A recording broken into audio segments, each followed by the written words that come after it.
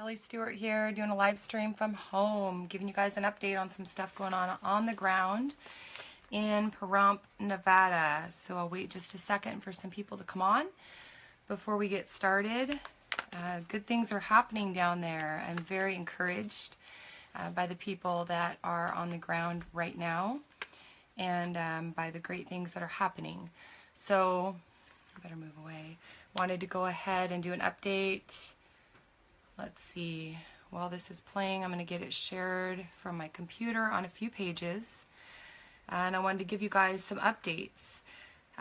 There was a Channel 5 news update that got posted. That's awesome. Love positive media coverage. Hi, Lisa. I'm losing my voice, so bear with me. This is kind of going to be a recap, update video, what's happened and what's to come in Pahrump, Nevada.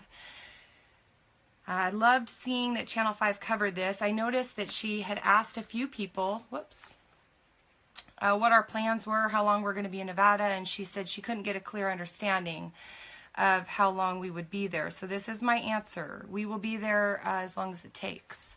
So I know some people think that's extreme. I kind of just think that's what you do for your fellow man when they're being abused. So if that makes us extremists, then I guess so be it. But let's see, let me pull up a couple things here. So first of all, let me quickly give you the address where we are. 2190 East Mesquite Avenue, Pahrump, Nevada, 89060. And that is at the CCA Southern Nevada Detention Center.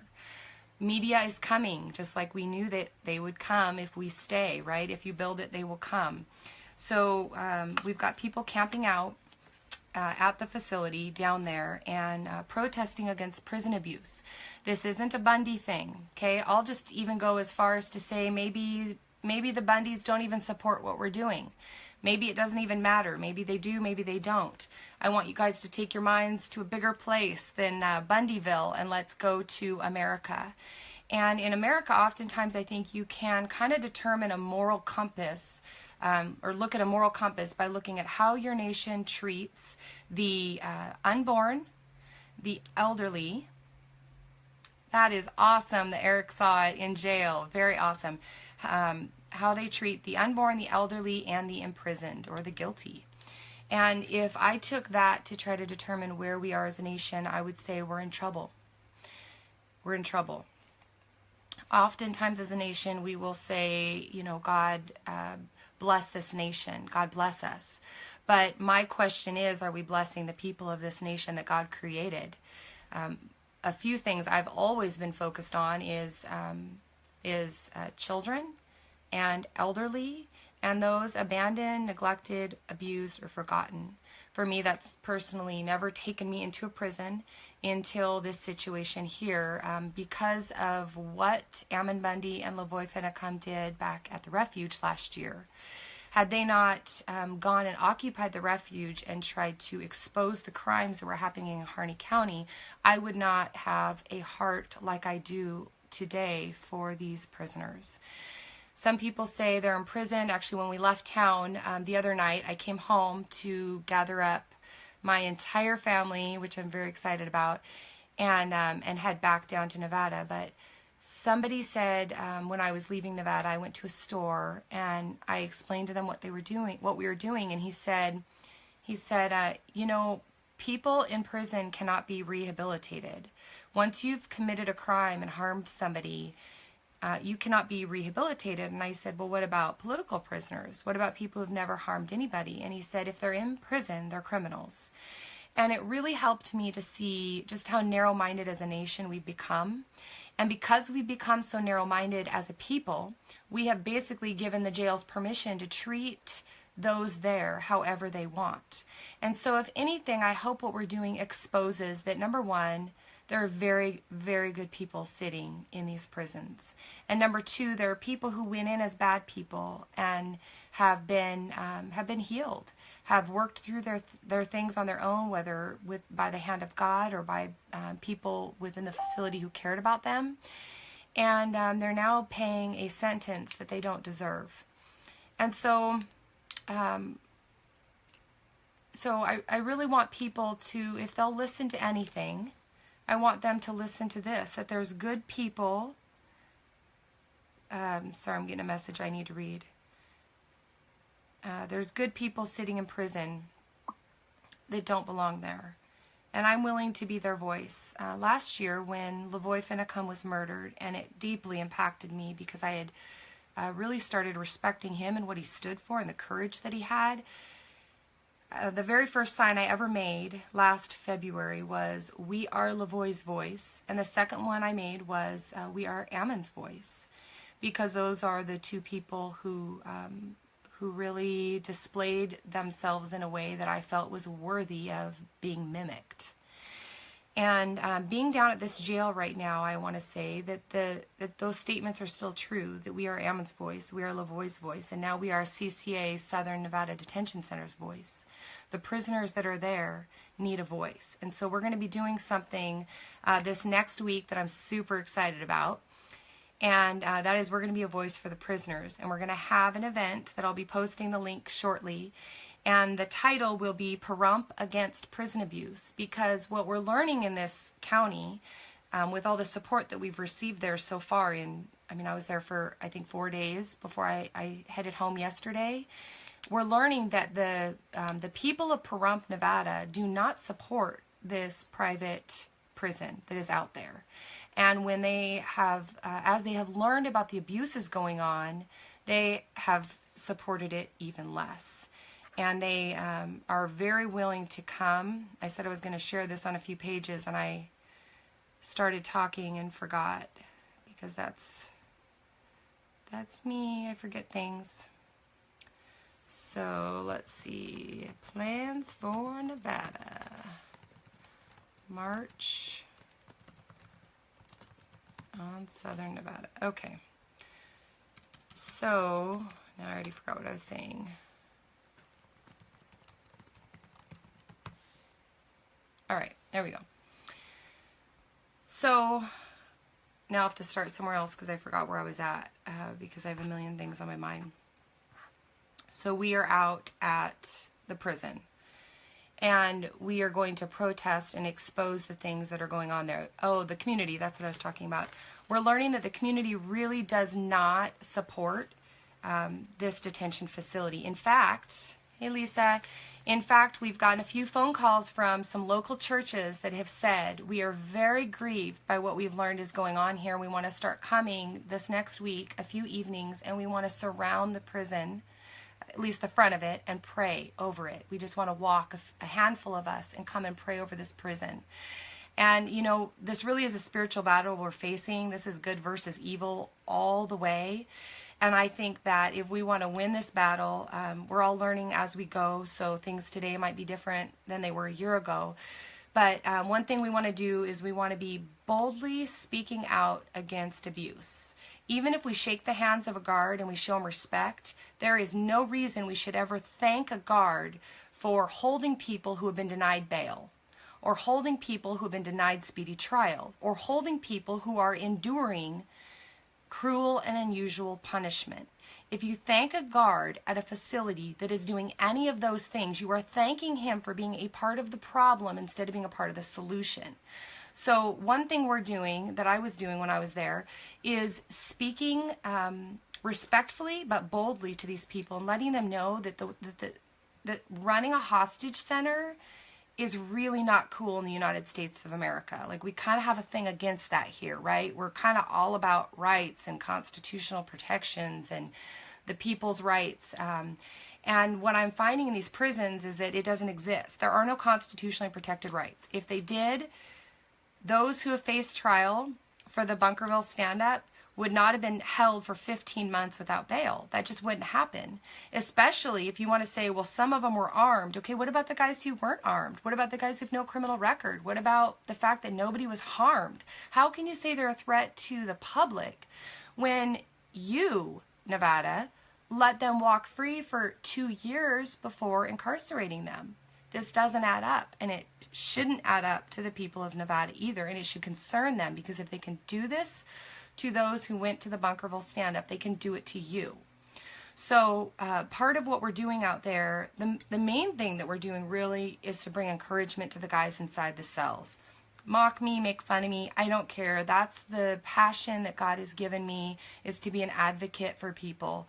And I felt this way in Portland. This is why I went to Portland and did what I did versus going to the Capitol or getting involved in legislation or laws or any of these things, because it takes many people to make this world turn.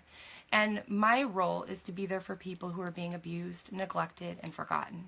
That's who God made me to be, and I'm going to do it, and I'm going to do it to the best of my ability, whether you like it or not. So the reason we are down in Nevada in front of the prison, and we're not down in front of the media or in front of the courthouse, is because that's where the prisoners are. And I know that with hope, you can do anything. You can do anything with hope. And knowing that this facility, for the most part, is finding hope in the presence there, they've been sitting, when I think about the Israelites and the biblical connections here, they've been sitting out in a desert, forgotten, abused, neglected. And now their people are here. Their people are here. If they think nothing else before they go to sleep at night, I want them to think to themselves, my people are here.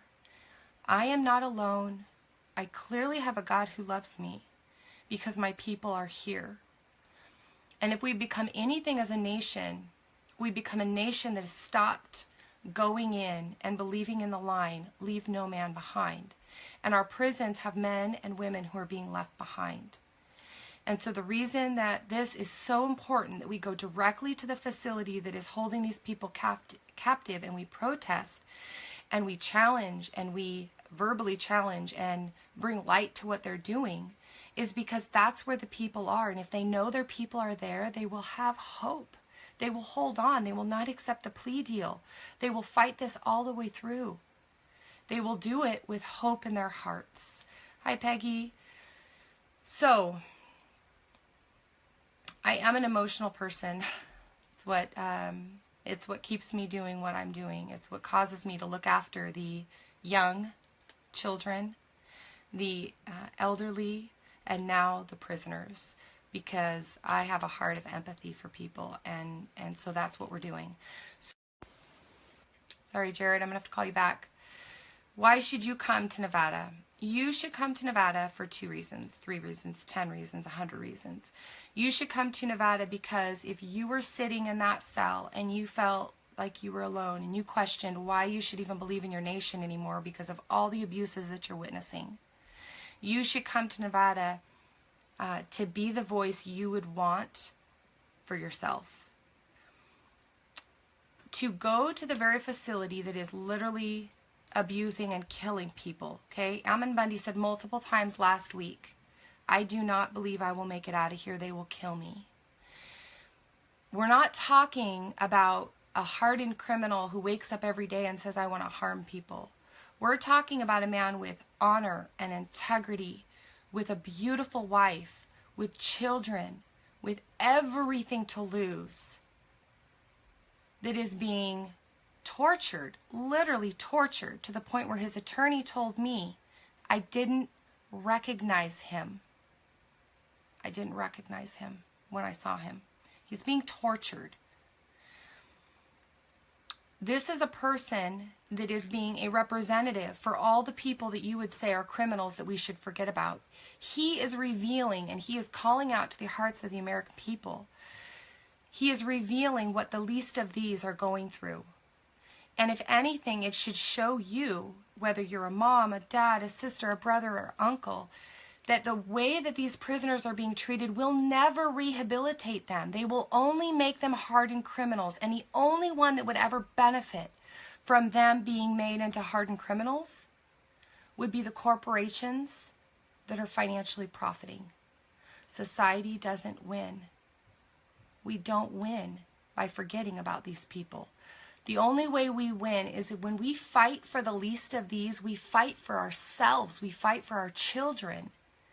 The treatment that these people are receiving is inhumane. Let me explain this to you, and then I'll explain more about this march. Steve Stewart told me this week when he called.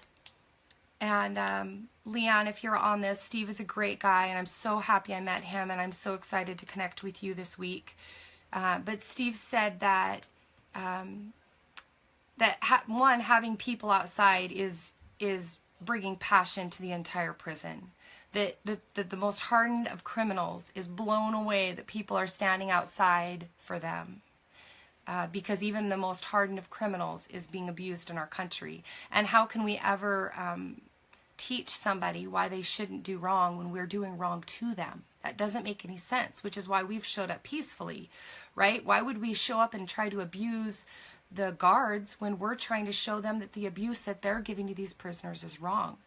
But Steve said that, so to help you understand how political this is, two things. One, Steve said that when we were marching the other day outside the jail, that a female guard was walking by. And so a group of the other prisoners got together and said, let's do the daily two-finger wave. And they all take both of their two hands up and they flip off the guard as they walk by. Steve said he didn't participate in this. But they do this to do a two-handed wave to the guard. And then they started saying things to her that were inappropriate. And she didn't respond. Then some of the guys, Steve included, started yelling out, "We love you, God bless you, thank you for coming," to the prisoners. I'm sorry, to the protesters that were there for the prisoners. And as soon as they did that, they were told to be quiet or they would lose their recreation time. And then a little bit later, a group of guys got together and said, let's see if we can get their attention this way. Because these guys are obviously bored, right? And a group of them climbed up the fence and started shaking it as hard as they could, playfully saying, let's bring the fence down. This is just a group of the guys in the prison. We didn't see this. We're too far away to really hear or understand what's going on. And the guard walked by and did nothing. And he said there was a whole slew of guys on this fence shaking it. The whole thing was shaken. And the guard did nothing. And after they did that, they then yelled out, "We love you." And the guard came in and he said, "That's it. You've lost it. You're inside." Apparently they only lost the last 4 or 5 minutes of their rec time.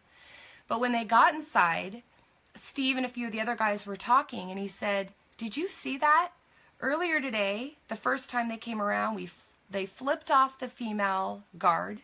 They yelled obscenities to her. They climbed up the fence and were shaking it as hard as they could, and the guards did nothing. But as soon as they found any hope or something positive to hold on to, which was yelling back, 'We love you, God bless you,' we lost the rest of our rec time." They went inside, and the guard came over to him and said, "Do you know why you lost your rec time?" And they said, "Why?" And he said, "Because you're talking to those protesters, and those protesters are here to hurt you. They want to make your time in jail harder."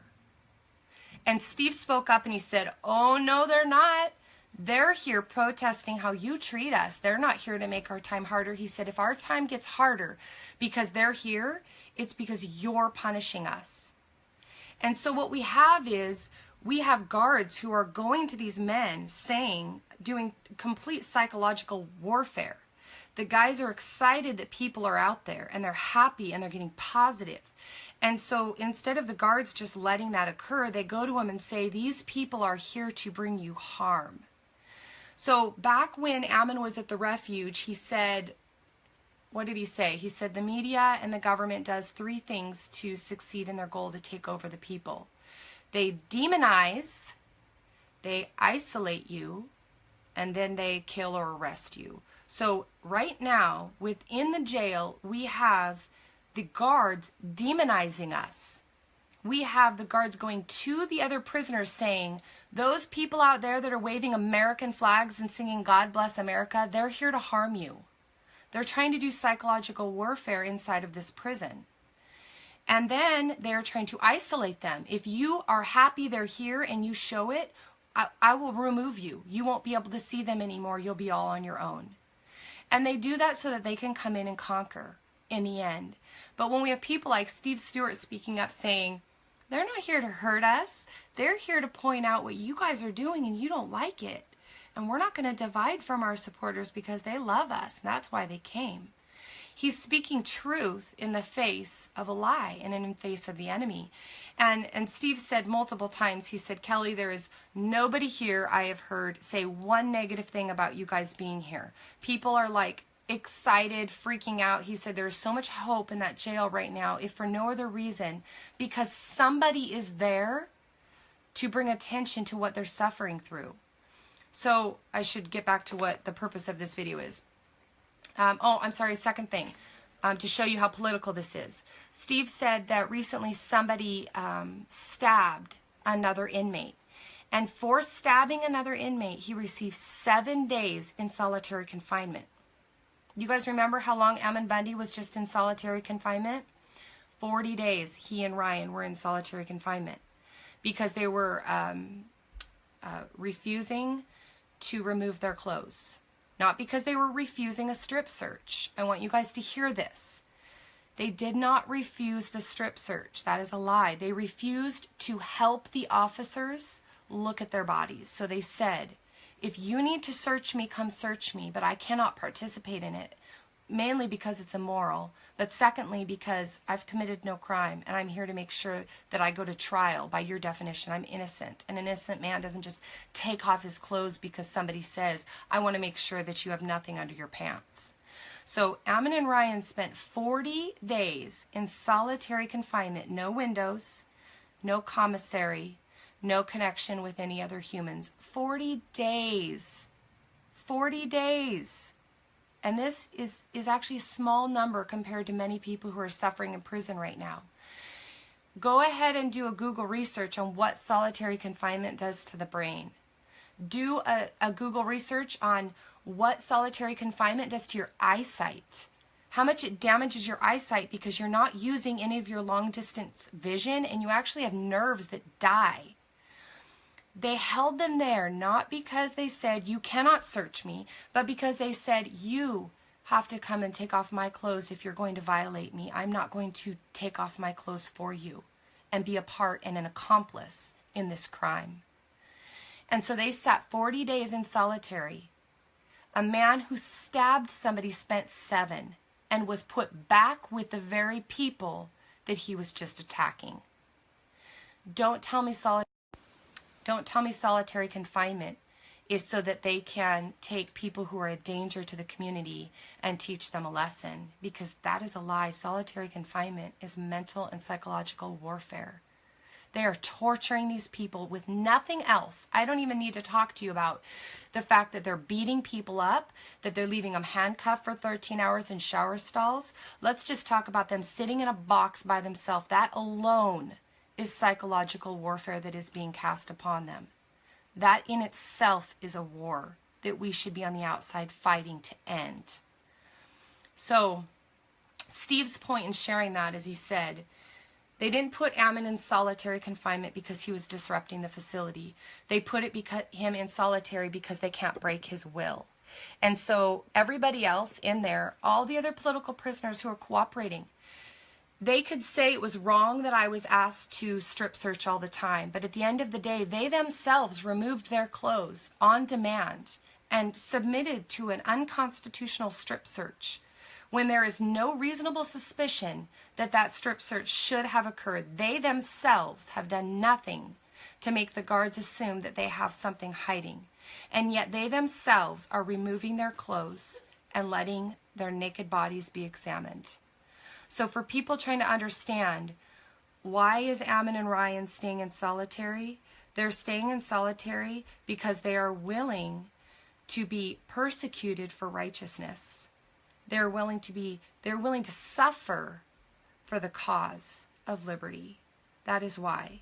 And many people will stand up for somebody who is good, but not many people will actually suffer for that good. And that is exactly what these individuals are doing. So what we're going to do to bring some more attention to this, on top of just camping out as long as we can all the way around that facility, we're going to do a Pahrump against prison abuse. Again, the community is involved in this. So Pahrump against prison abuse. There's going to be 2 days next week that you can come and you can march with us and you can encourage these prisoners. There's going to be a few different things. There's going to be an auction to raise some funds and get you some really great things that have been donated. The first Pahrump against prison abuse will be Tuesday the 16th. That's 7 days from now. And then the second one will be Saturday the 20th. So that same week. So the 16th and the 20th. On the 16th, we will host that at 2 o'clock. On the 20th, that will be at 5 o'clock in the evening.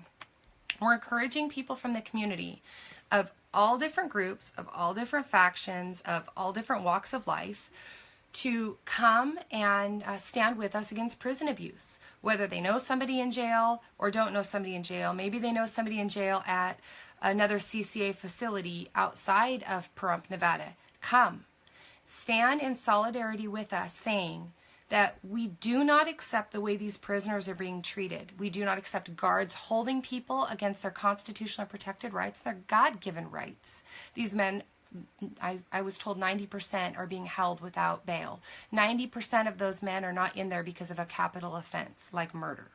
So the majority of this prison should be emptied, and these people should be able to go home and prepare for trial.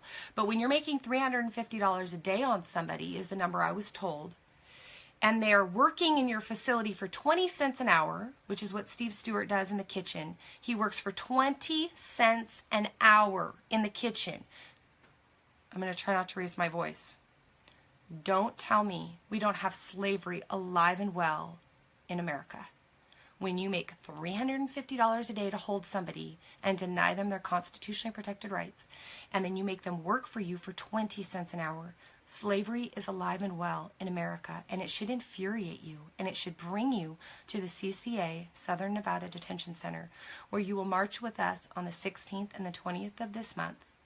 A few extra things that will be happening is there'll be different people coming with horses, and they're going to be riding as a visual of what the cowboys in this prison should be doing.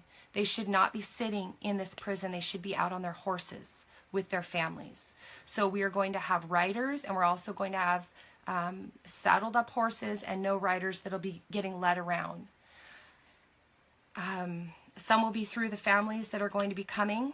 Kind of the goal is to make it almost like a parade. If we can orchestrate this with the law enforcement, if we can do this, we'll be out on the street, and then we'll march in to the prison, almost as a example of the community and how they are coming in from Pahrump to join us and to stand with us in front of this prison. Not for violence, because we don't need violence. When you're exposing a crime, all you have to do is expose the crime, and the people are going to panic, which is what this facility is doing right now. They're panicking. That's why they shut it down. That's why they did the lockdown. That's why they blocked the driveways, because they know they have something to hide. We don't need threats. We don't need violence. Quite frankly, even though it's your right, we don't even need guns. Us showing up and using our voice is the biggest pain and the you-know-what that we need to bring to this facility right now. So on Tuesday the 16th, we will actually have Jeanette Finicum riding with us.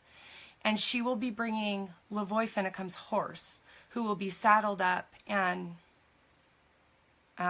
riding around this facility. He will be riding around the facility. His horse will be riding around the facility with Jeanette for his friends who have been wrongfully incarcerated and wrongfully abused for standing up for the very things that he stood up for, which is the rights of the American people. So we're so excited about that. And the auction that we're going to hold on Tuesday after the march will be to benefit Jeanette Finicum and to help her.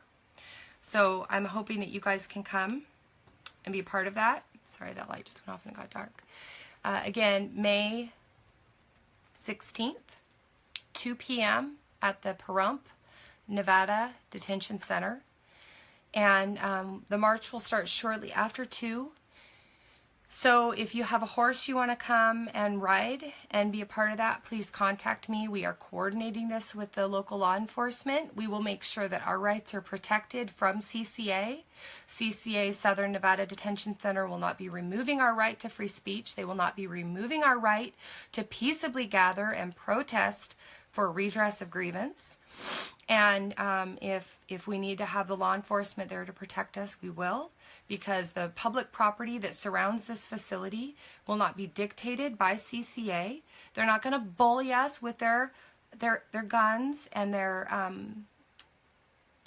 excessive force, because we're Americans, right? And Americans aren't just going to be bullied out by force. We stand up to force and we expose that corruption, and that's exactly what we're doing there. So we're coordinating this with the local law enforcement and with people of the town, including one of the commissioners there. So this isn't something that anybody needs to panic about or think, gosh, should I be a part of this? Just think of it this way. Why shouldn't you be a part of this? People are being abused. People are being refused bail. People are not getting speedy trials. Why would they give somebody a speedy trial? If they give you a speedy trial, you have a chance to get in there quickly and prove your innocence before your spirit is destroyed.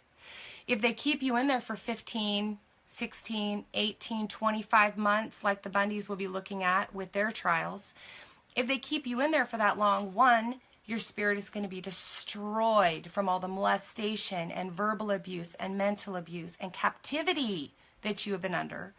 And two, you're probably going to be starting to think about that plea deal they offered you the first time around, because being in prison pretty much sucks.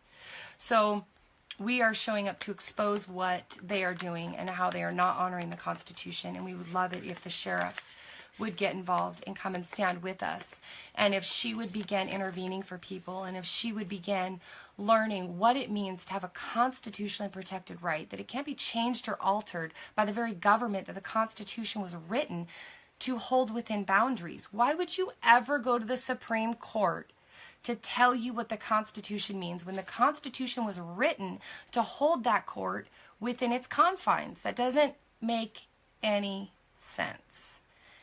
And I'm hoping that we have more time to speak to the warden and speak to the sheriff and help them understand how little sense it makes that they say things like, well, we have the law protecting us and telling us this is okay.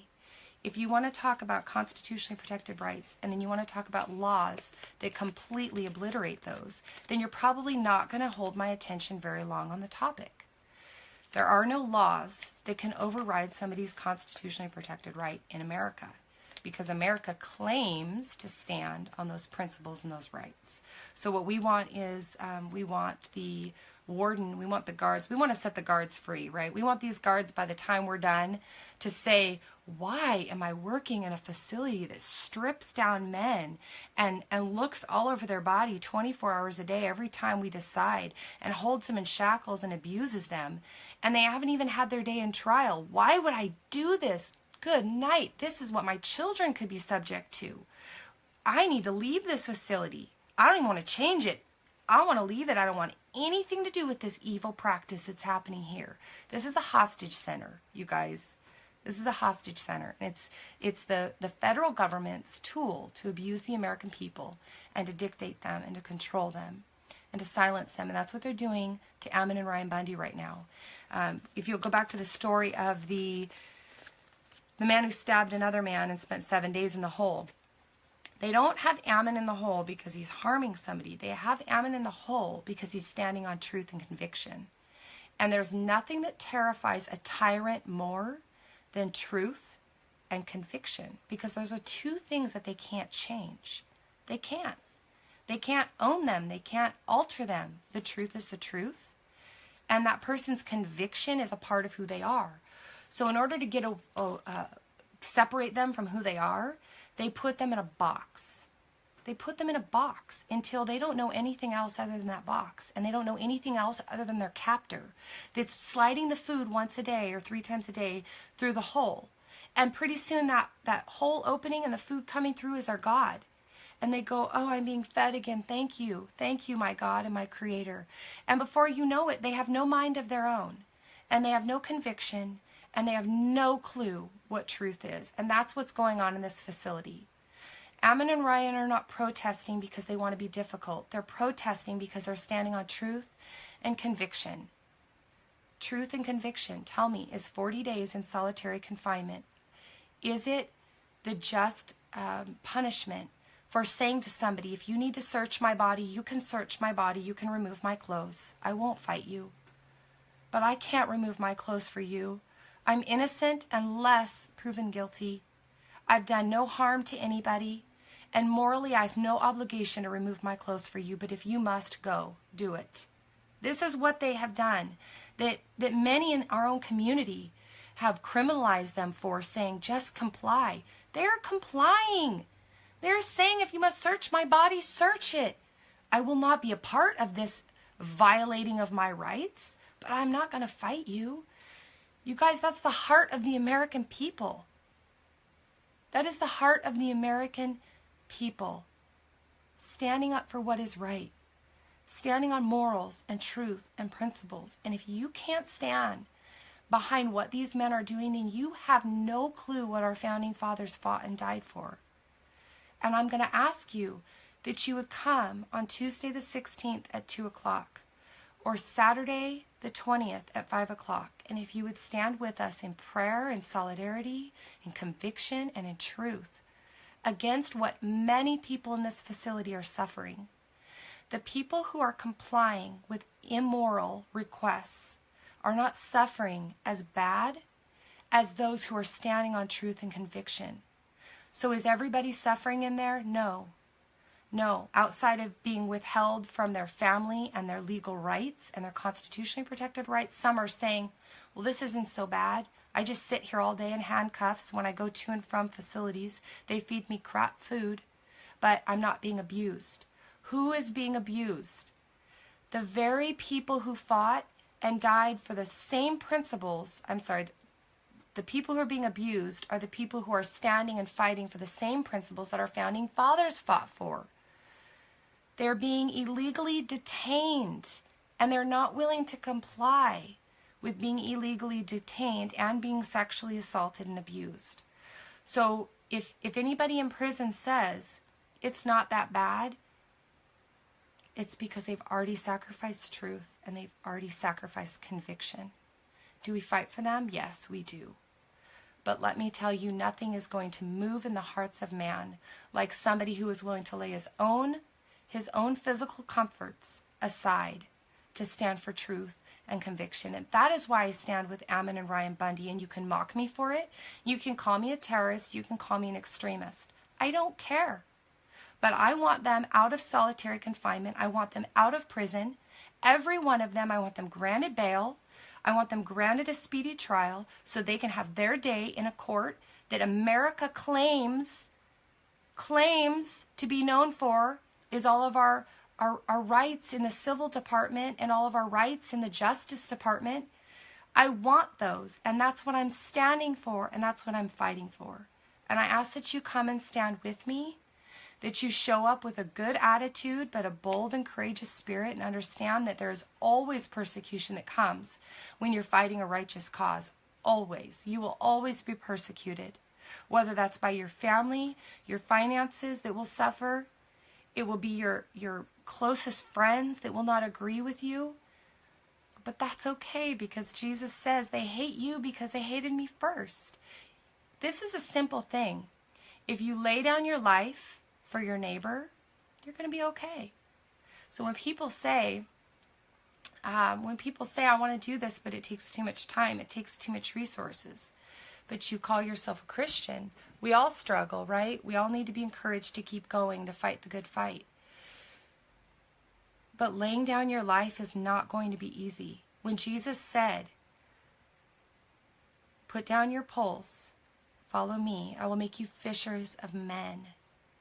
Lay down your life. What did Jesus say to the rich man? What will it take for me to enter the kingdom of heaven? Sell all of your possessions and follow me. Why did he say that? Because he knew that man's possessions were his God. Following Christ is always going to cost you. Fighting for those being abused by the giant will always cost you, but it will always, always be worth it. this is a righteous cause, and your neighbors in need are worth standing up for. And if we can stand up for the criminals and their rights and make sure that they're being treated in a way that is honoring to God and helps them to be truly to be able to re-enter society when they come out and not go back in.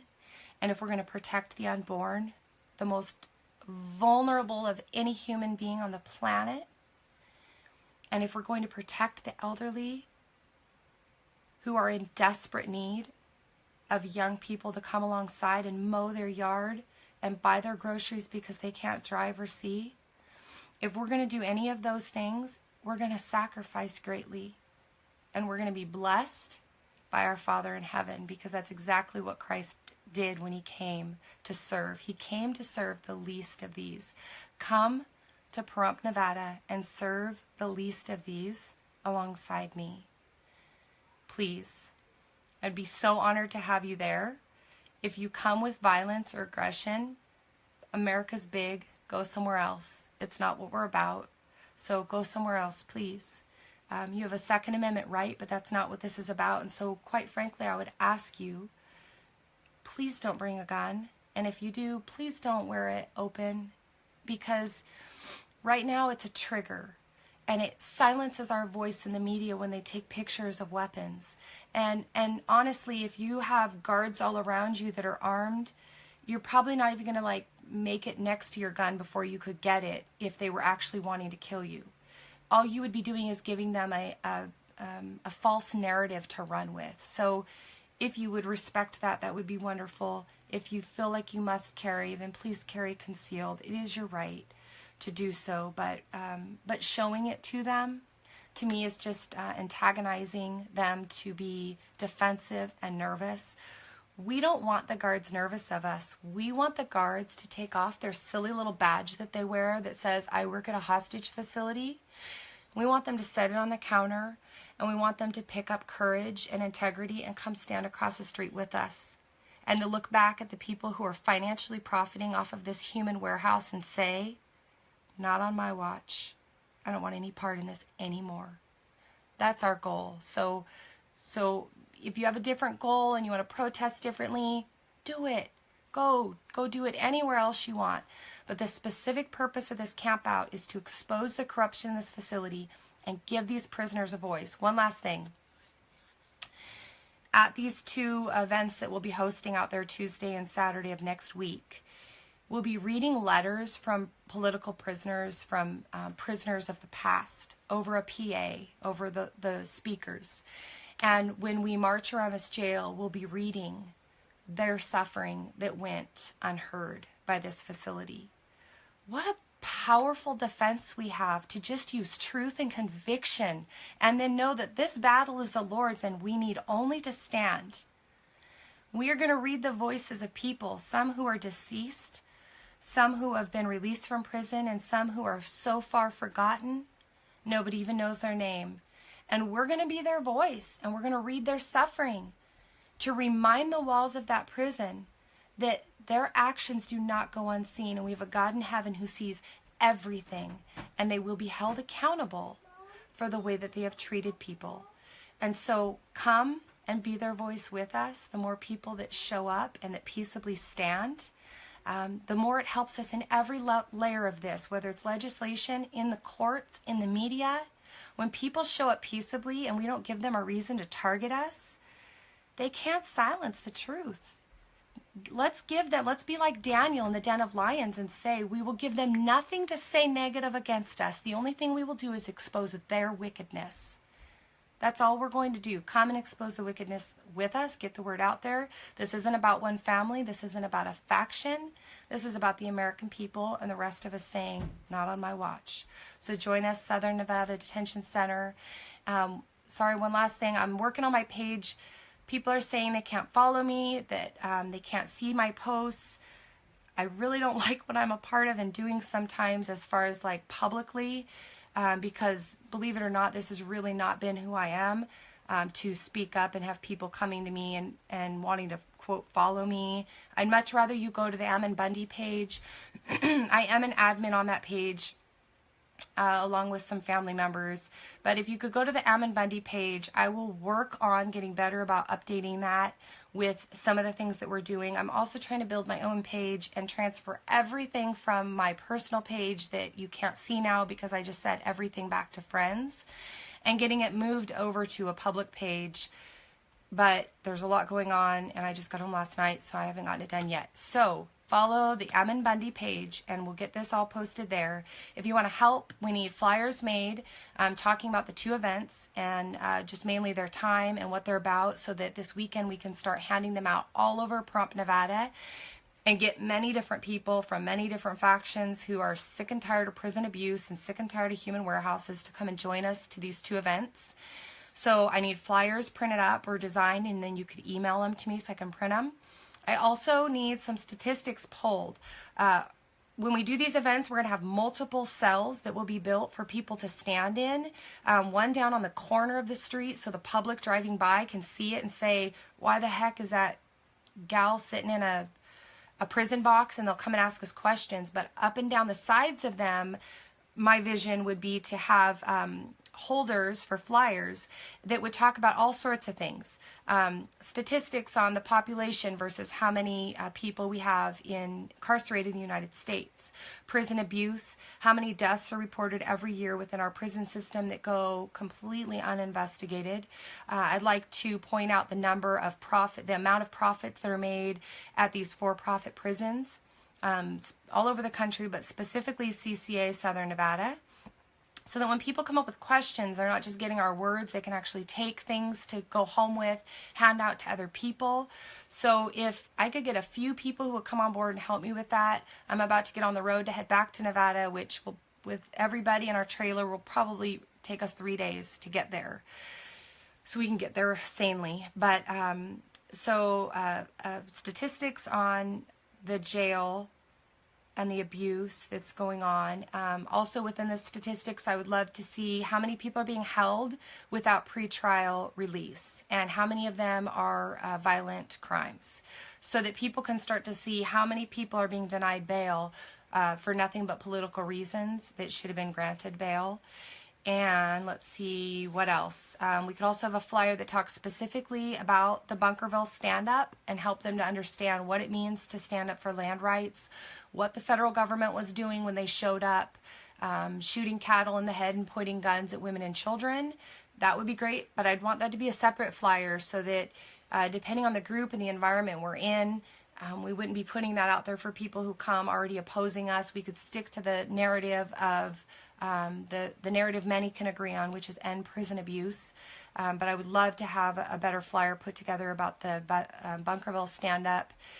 And then maybe within that flyer, we could also list how many people are waiting trial, the fact that the first group was basically acquitted because they were not found guilty other than the 2 guys and the 10 charges total. And when a jury cannot convict you, that means you're set free. 13th Amendment, Ryan Bundy taught us on that the other day. We should be pointing that out, because the fact that our federal government at the tone of $100 million is able to retry these men is ridiculous. Ridiculous in America, that if they don't convict you, they can just retry you again, and then retry you again, and then retry you again. What was the point of any trial? If they couldn't find you guilty unanimously in the first trial, you walk. Jury of your peers could not unanimously agree. All it takes is one person to say not guilty, and you walk. The prosecution failed the first time around. They should not be granted the right to bill us, the American people, $100 million and try them again. So I'd love to have the flyer about Bunkerville also address the first trial that went on, and then the other ones can be all focused on prison abuse. So if anybody's out there and will help me, please, please, please, please help me, because I'm very disorganized, and I don't want to sit on the computer all day planning that when I could be out doing other great things like helping raise funds for the families and showing up to stand. So bring your families, bring your trailers, bring your kids. This is a fun environment. What a better way to educate your children. We're taking a week off from school to do this and educate our children on prison abuse in America. We're also going to be teaching while we're staying there, the group, teaching on our constitutionally protected rights and teaching all those things right in front of the very facility that is taking away those very rights. So this is an educational thing. If you guys want to bring your kids out, camp with us for a week and just really understand the weakest piece of America, which is how we're treating our elderly, our unborn, and our criminals, so-called criminals in America. Because I think if you can better understand that, you can better understand your nation. So that's all. I know I went so long and I talk so much. It's just who I am. Love me or hate me. John Lamb is going live. Okay, I should end this then so he can go live. Okay, really one last thing. So besides the cells we'll set up, we're also going to set up a bench because a man was held, I think it was Mel Bundy, was handcuffed to a bench, I want to say for 3 days. John had that number. So out on the street we'll have the prison cell with somebody in it. We'll have a bench with somebody handcuffed to it to see if they can make it 3 days or as long as they can. And then, I love you too, Lisa. And then we will also have a table with a man handcuffed behind his back and shackled, sitting with his attorney. And that will be for 2.5 hours each time because when Ammon Bundy's attorney came to meet with him, they left him handcuffed and shackled. Handcuffed and shackled because he wouldn't take off his own clothes. Okay, he said, search me, but I'm not removing my clothes. So they left him handcuffed and shackled. Tell me what country you're in when your attorney comes to meet with you and they leave you handcuffed and shackled. Do you think he could look through any discovery when he was handcuffed? Do you think he could sign anything for his attorney that he needed signed while he was handcuffed? Nope. But that's America and that's what's happening, and that should really piss you off. It really, really should piss you off. On top of that, his attorney could not look at his ankles. He wanted to look at his ankles and he tried, and as soon as he started, they came in, they ended the session. They said to him, are you taking pictures? You cannot photograph his wrists or his ankles. Guys, we've got some major stuff to expose, so buckle up and come join us. God bless you guys.